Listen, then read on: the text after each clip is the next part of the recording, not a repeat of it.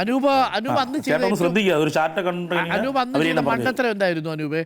എന്തെങ്കിലും മണ്ടത്തരം ചെയ്തിട്ടുണ്ടെങ്കിൽ ഈ പൈസ കിട്ടിയ സമയത്ത്, അതായത് ഇപ്പൊ ചെയ്യാത്ത മണ്ടത്തരം ഉണ്ടായിരുന്നു. ഞാൻ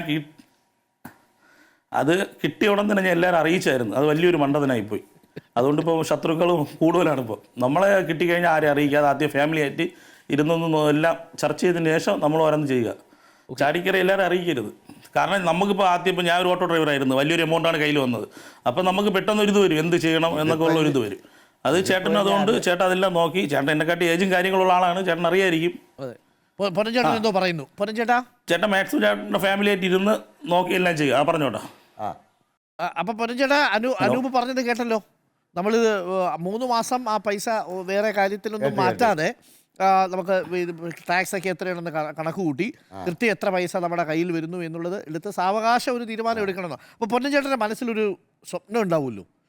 എന്താ ആ ആദ്യത്തെ സ്വപ്നം? എന്താ? വീടാണോ, മോന് ജോലിയാണോ, ഒരു ബിസിനസ്സാണോ, എവിടെയെങ്കിലും യാത്രയാണോ, അങ്ങനെ എന്തെങ്കിലും? ജോലിയും ബിസിനസ്സും ഒന്നും നമുക്കിപ്പോൾ പറ്റത്തില്ല.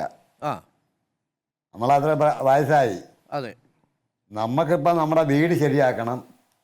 പിന്നെ ഒരു മോനുണ്ട്, അദ്ദേഹത്തിന് അതിൻ്റെ ബാക്കി കാര്യങ്ങളല്ല. നമുക്ക് ഇതിനകത്ത് വലിയ ഇടപാടൊന്നും വയ്യ.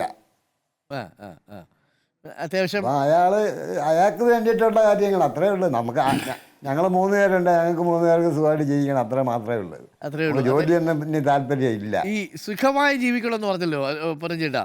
പൊന്നച്ചേട്ടൻ്റെ സങ്കല്പത്തിൽ ഈ സുഖമായി ജീവിക്കുക എന്ന് പറഞ്ഞാൽ എന്താ? എങ്ങനെ, എന്താണ് ഉദ്ദേശിച്ചത്? എനിക്കിപ്പോഴേ ഹലോ കേൾക്കാൻ ചേട്ടാ, എനിക്ക് 76ാമത്തെ വയസ്സാ. 76ാമത്തെ വയസ്സ് വരെ ഇന്ന് വരെ ഞാൻ അധ്വാനിച്ച് സ്വന്തമായിട്ട് ജീവിച്ചിട്ടുള്ളേ ഉള്ളു. നീ അങ്ങോട്ട് ഇനി അധ്വാനമൊന്നും നടക്കത്തില്ല. അതെ. കഴിച്ച് സുഖമായിട്ട് വീട്ടിൽ ഇരിക്കണം എന്നുള്ള വേറൊന്നും ഇല്ല. അതെ, ഒരു അത്യാവശ്യം നല്ലൊരു വീട് വെക്കണം. വൈക്കടിച്ചത് ഈ വീട്ടിന്റെ കടത്തിന് വേണ്ടി 1 ലക്ഷം രൂപ. ഇപ്പൊ കടം ഉണ്ടോ? ഇപ്പൊ ഇച്ചിരി കടമൊക്കെ ഉണ്ട്. ആ കടം കൂടെ ഇതിനകത്ത് ബാക്കിയൊക്കെ വെച്ച് തീർക്കാം. ഇപ്പോഴേ നമ്മളെ ഈ ഡെയിലി ടിക്കറ്റ് വിറ്റ് അന്നരി മേടിച്ച് ജീവിക്കുക. അതെന്തായാലും നമുക്ക് ആ ഒരു ഇതൊന്നും ഇല്ലാതെ മാറണം, അത്രേ ഉള്ളൂ.